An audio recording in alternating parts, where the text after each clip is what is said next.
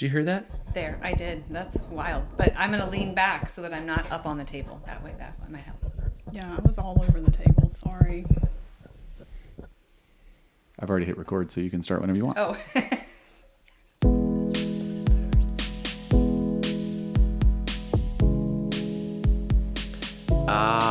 Episode number, this is kind of a big one, 40. Episode number 40, and happens to be the tail end of the 4 that I recorded in Niceville, Florida, several weeks ago. Now, in episode number 40, we are going to dialogue about the importance, I really believe, of sharing your story.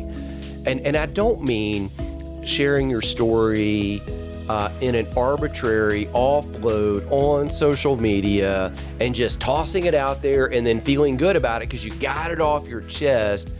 I'm going to talk about sharing it in the appropriate place with the appropriate people who can bear the burden of the weight that you're handing them to carry with you. You know, Scripture says, bear one another's burdens in the book of Galatians. And often, I think in our culture, we have this, it's almost an epidemic of oversharing on social media, yet isolating from the people closest to us. So we tend to have these very shallow, numerous relationships, if you could even categorize it as a relationship. But again, to use the word epidemic of loneliness.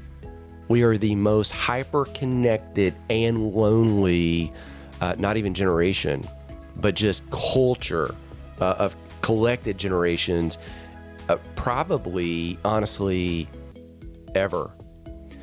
And so many times, we worry, we hesitate about sharing what's going on. There are often valid reasons for that.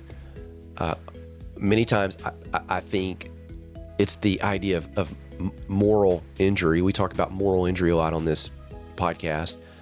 Moral injury results in guilt and shame cause you to kind of hide or shudder back, because what would people think if they knew?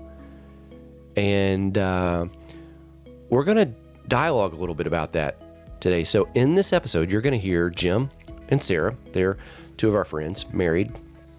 And my wife, Beth, is my absolute best friend, is on the show here. And Jim and Sarah are going to tell us a story about one time when they just kind of opened up and revealed some stuff. And rather than causing people to step back, the people that he was leading, then they leaned in. And they came in closer, and then they also sought help for healing for similar situations they were walking through as well. So here it is. Okay, I want to talk about the therapy story. One of the things that we continually speak about on the podcast is that one of the best ways to heal is in connection with others, in community. Part of that's because I think God has designed it in such a way to where you're not designed to walk alone. And when you walk with others, really that's when you are able, when you offload at the appropriate place. So you're not offloading to everybody on social media. You're offloading to people where the relationship has the capacity to carry the weight that you're giving them. And like the Galatians, bear one another's burdens. James says something like, confess to one another, not so that you'll be forgiven, but so that you'll be healed. So that connection happens a lot of times in community. 1 John 1, 7-9, walk in the light as he's in the light. And then the blood of Jesus cleanses. And then we really have connection with each other. So I'm back here. We're in is this the office? Yeah, it's home office. Yeah. It just doesn't look much like an office. It looks like a very tidy, cozy living room. Okay. Thank you. Yeah, it's good. That's my wife's a good decorator, yeah. Yeah, crushed it. So we're back here with Jim and Sarah Mary, and they have a marriage ministry. I'll put a link down in the show notes. But we were talking the other day, and Jim talked about going to therapy and having struggles. Sarah's a counselor, so she was not the counselor for all of this. That's true. That just wouldn't work. But let's just dialogue a little bit about it. Before we do that, just for context, tell everybody like your not current profession, previous profession. Okay, so this story is actually kind of 2 in 1. So It's gonna be 2 birds with 1 rock. pretty much. Yeah. Okay. I'm just thinking out loud here. I'm just talking out loud here. Yeah. Andy. So at the time of the story, I was a squadron commander in the Air Force. I was in the Air Force for 20 years. At this point, we're at like year 18. So we're like wrapping up the career. And Sarah and I, we always had a heart for orphans and widows. And as part of that, we've adopted our youngest daughter, Lila. But there was a time in our life, too, where we had a couple of teenage boys that lived with us. One of them we adopted, and the other one was just kind of living with us because his family situation wasn't that great. And there was a lot of trauma in both of their lives that they would outwardly express, and it was just really, really hard in our home. For the record, nothing violent ever happened, but there were times when we were pretty scared in our house. Mm-hmm. And we're going through this battle, with these 2 boys and with the rest of our kids. We have 4 other kids at a time in my career where I was taking over squadron command, which is a huge commitment. And it's one of the hardest jobs in the Air Force. All right. Just because you are in charge of taking care of a lot of people. And so, throughout the midst of this, the young man that was with us, who had a really, really troubled childhood, told us that he wanted to emancipate and go live with his birth mom. And that was really hard for Sarah and I to accept. And so you can imagine that was just very hard on us. So one of the things we did was we decided to go see a therapist in order to kind of work through some of the feelings that we were going through. At the time, too, Sarah was in training to be a counselor, mm-hmm. right? And so, of course, we believe in that capability. We believe in that service wholeheartedly. So we had been battling for a while, and we get onto the couch with our therapist, and after a bunch of sessions, came to the realization that it was okay for us to let our son, our adopted son, go move and be with his birth mom. We realized that it wasn't going to get any better. He had never and was never going to accept us as his parents. And the pretty picture that we had painted was just never going to come true. Mm-hmm.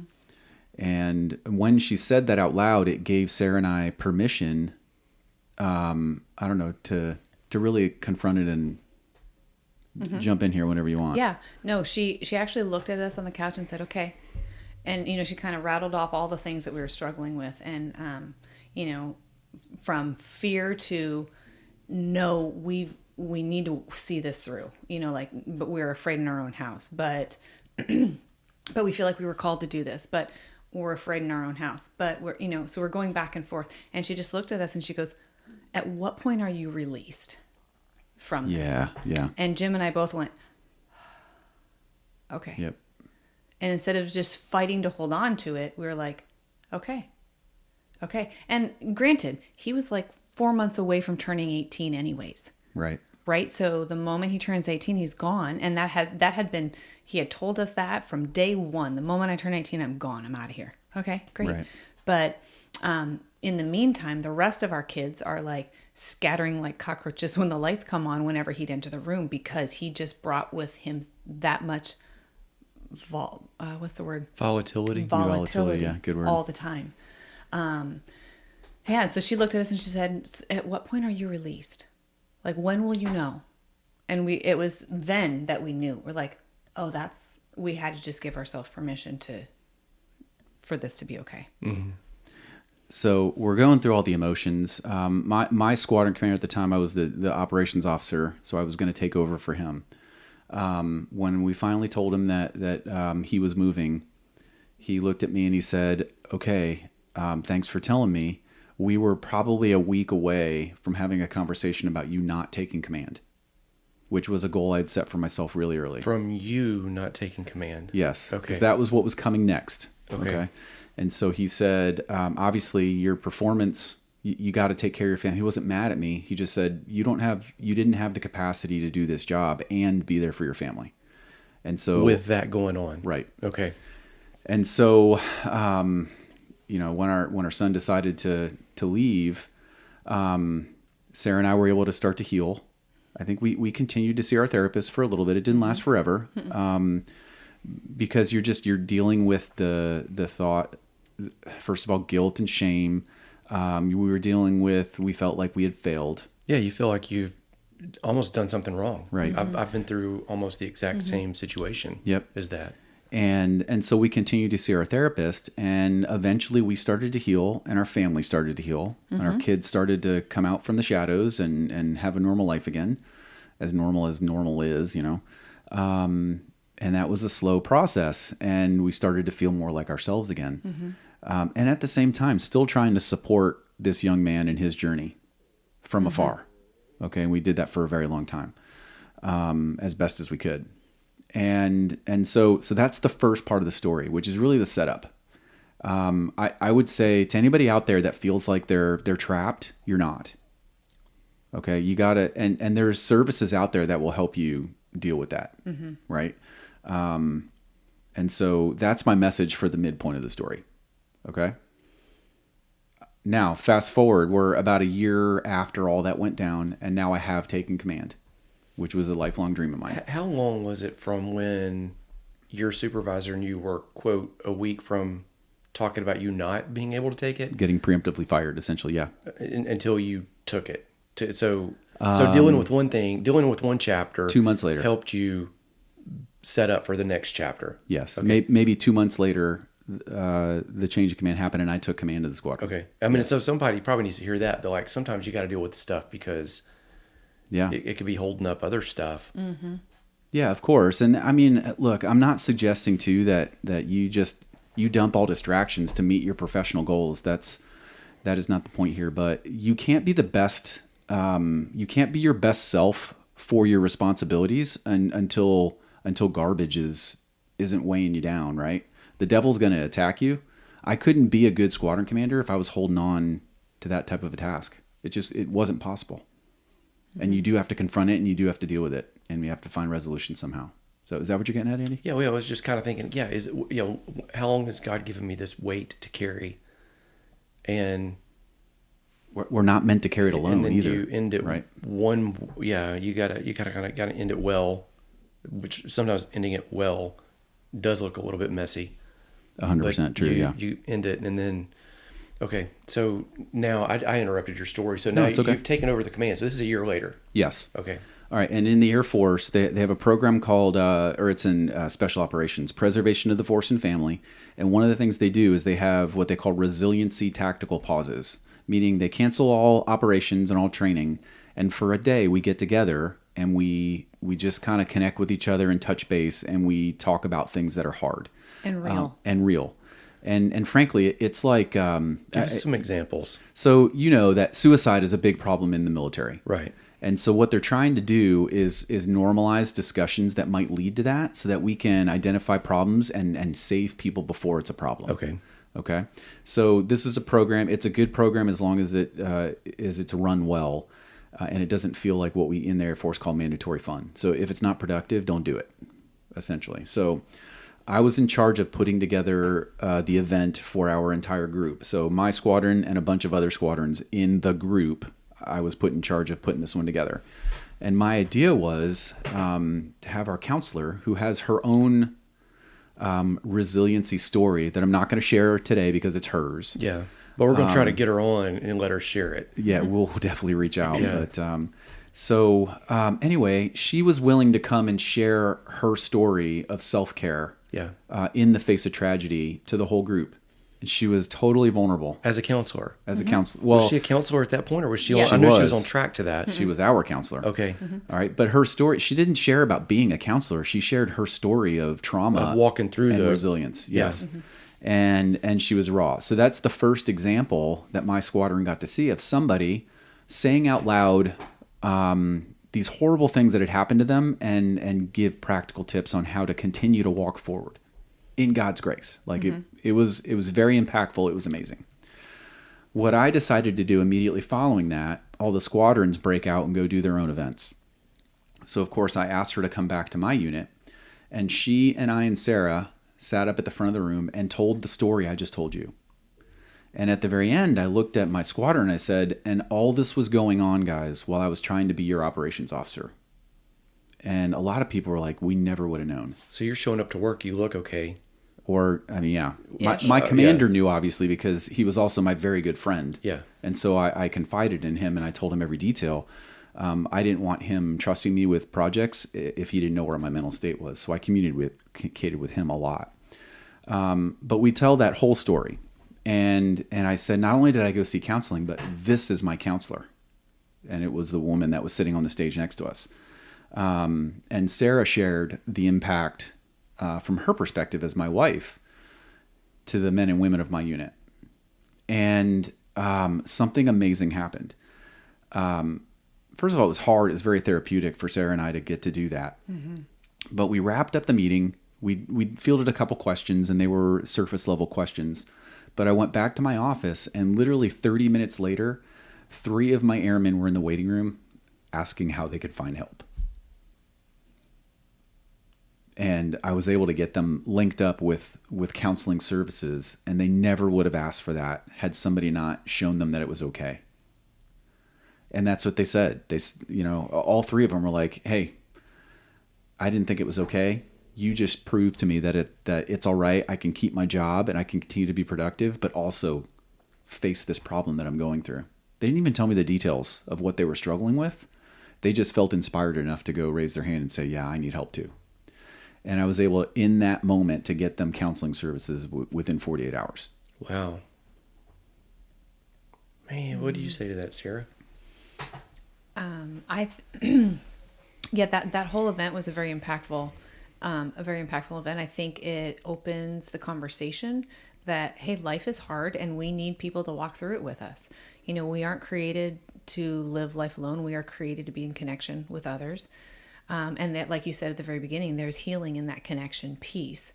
And in like my office, seeing clients, I see the same thing from the military coming in. Oh, they've waited forever because, they are just, because of the stigma that I think the military used to put on it. If you go to counseling, they call it DNIF, but you are on do not fly orders. Yeah, right? Duty is not including flying. Duty is not including flying. DNIF. Well, and every branch would have your Air Force. So every branch would have their own version. Their version of DNIF. Of that. Yes. Yeah. And I think I get a lot of people, men who come in uniform because they're on, they're headed to work or they're on their lunch hour or they're coming from work, whatever. And the very first question, the very first session that every single one of them always asks, will my commander know what we talk about in session? Because everyone is still thinking that, oh, if I go get counseling, then I'm going to be fired, like you said. And that is just not the case. I won't be able to do the mission. Now, people can't depend on me. If you are mentally unstable and you are a threat to others, then it's my duty to inform people to keep people safe. But that rarely is the case. As a matter of fact, I've never had to do that. And that's I would say that's a pretty extreme bar. And yeah. that was going to be my next question. Have you ever had to do that? No. Just yes or no? And no. Mm-mm. So I think it's really important to have the conversation, to change the culture behind what getting help looks like and what it means. Yeah, everybody assumes they're the only one that's carried a load until you start. Till people start being vulnerable. Yeah, and then you realize. Do you remember that one time, Beth? We were we got invited to speak on a podcast. It was me and her, and now he said this guy's a medical doctor, but he's also does a lot with natural health, and so he's going to talk to both of us, and he's wanting to dialogue about like the 2 kinds of healing that I'll teach about a lot. Iomea, that's the miracle instant healing you see in the New Testament. You also see in the New Testament therapuo, intentional healing. You walk it out over time. Mm-hmm. Subject of a different talk. I'll link it down in the show notes. Beth starts talking about her health journey of all of these things that she's dealt with. And then it takes over the podcast, which I'm completely fine with. And then we start getting all these calls and these reach outs from people that we didn't ever know that had listened or watched that. He had it going in both lanes to connect because they were all struggling, and they finally saw somebody else that had walked through it. Yeah. And then they like weren't alone. Mm-hmm.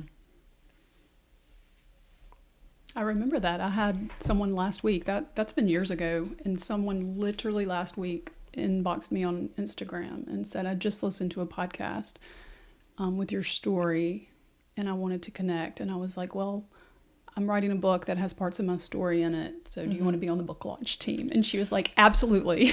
That's awesome. And that's how that works. So yeah, that happens in the smallest environments too. I can't tell how many times somebody in a meeting has raised their hand and said, I don't know what that is, because whoever's in charge is talking about a higher level concept, and they go, I don't know what that is. And the person will expand to make everybody understand. And then after the meeting, everybody goes up to that person and goes, I'm glad you said something because I didn't know either. Nobody had a clue. Nobody had a clue. It's so common. And if we're willing to share, man, you can make an impact. Mm-hmm. I was teaching post-traumatic stress and moral injury in the St. Louis area about 2 years ago. And I remember we had people that were from all these veteran service organizations, people from a local college, the VA was there, and there were some other ministries that were there. And I told everybody in the beginning, I said, okay, what you say in the room will stay in the room. I'm not going to drag anything out of you, so I'm not going to ask you a question or make you talk. But if you do talk and share a personal story, you're giving me permission as the facilitator to refer back to that story today in the room for an example for everybody. So if you put it out there, it's fair game. Yeah. Okay. And everybody was like, that's great. Okay. So everybody goes by the rules. By the way, the guy did give me the permission to tell you what I'm about to tell you because it happened in the room. So in the beginning of the day, we're dialoguing about valid reasons why you might not want to disclose dealing with stuff like you did. Pop the mic. And my point was, those are all valid reasons. However, pursuing health is an even greater reason that needs to trump all of those valid reasons. And so this guy's raising his hand and he goes, hey, I've got an example. Let him talk. And he says, yes, people might think you're crazy, or they might think, and he fills in all he uses his version of denif you. Mm-hmm. He says, I went in and was meeting with my counselor at the VA, and I was a little bit too loose talking about self-harm, and they thought I was suicidal, and so they put me, well, let's just say I became a mandatory resident of the psych ward for 3 days. Now the VA's in the room. And so I'm like, oh, we're about to have a little drag out. I'm going to let them play it out. Like I'm thinking this is gold.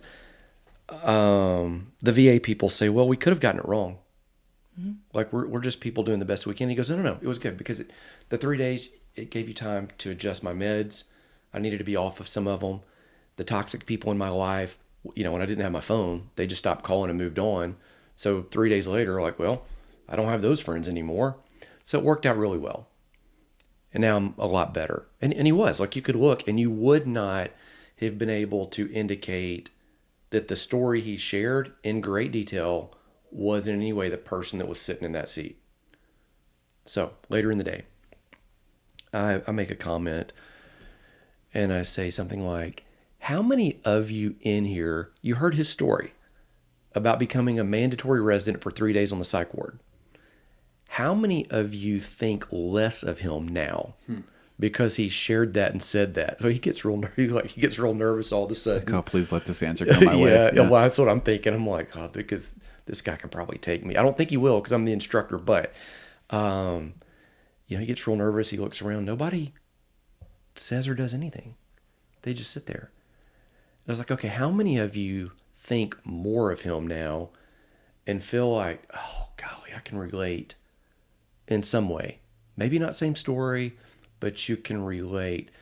And so one or two people raise their hands, and then more, And then some people start clapping. Some people stand up and start cheering. This guy starts crying. He looks at me. He's like, you got me.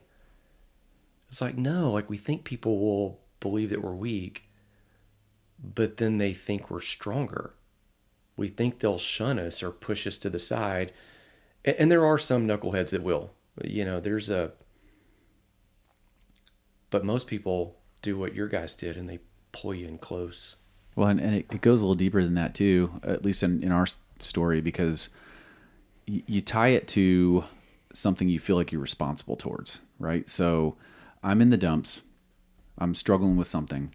If I speak up, I'll get the help I need, but they'll take my job away. If they take my job away, I can't provide for my family, which is a core task that I embrace. If I can't provide for my family, my wife and my children are going to be disappointed in me, which is a core desire in my life that they're not. If they're disappointed in me, then they're just going to leave and I'm going to find myself alone. So you start to associate advocating for yourself with this terrible outcome that probably isn't true. That's probably not going to come true, right? The reality is if we raise our hand and speak up, you're going to get the help you want. It's going to enable you to do your job better, which is going to help you provide for your family better. If you raise your hand and admit that you need help, it's probably going to make your family, who loves you more than anything in the world, rally to you instead of the opposite, leave you, which is going to make you closer to them. But the narrative that we construct in our head is that everything is going to get worse. And you'll probably get 3 or 4 friends that you didn't even know were already struggling. They're going to go, hey. That are also going to do it. Yeah. If you want to look at an even bigger picture outcome, it might be the foundation of your ministry someday. That's what I was about to say. It's what's dislocating your heart is what is usually attached to your purpose. Right. And you're trying to protect your purpose because you're really fighting a stigma. But when you're in the dumps, you can't see that. Yeah. Right? You just can't see it at all. So we've convinced ourselves that if I help myself, everything's going to fall apart. And it couldn't be further from the truth. That's what Satan does. Mm-hmm. He makes us to believe the worst about that situation. And so what I was able to do, what we, Sarah, were able to do by sitting in front of my unit and telling them our story, was show them that not only can we get you the help you need to help you deal with this, but you can still be a squadron commander. You can still achieve your professional objective. Whatever your goal is. Right, mm-hmm. Whatever it is. It doesn't have to be that, but no doors are closed, and this isn't an end. It's a beginning, and it does make you stronger. Mm-hmm. And so that's what I want people to hear from this is you got to advocate for yourself. You've got to get mental health help if that's what you need. And the first step is raising your hand and just admitting you need help. And you'd be surprised who rallies to you. Yeah. Anybody else want to say anything? You got nothing? No Swedish comment? The Swedish twins are silent. How did you get the Swedish twins to be? The Swedish twins speak when we have something to say. Right. Okay. We're in our Swedish twin serious mode right now, so. You have activated serious mode. Yeah. For a little bit longer. Well, we did it. Thanks for sharing that, man, because I didn't know all those details. And now that makes me go like kind of case in point or point in case. Which way does it go?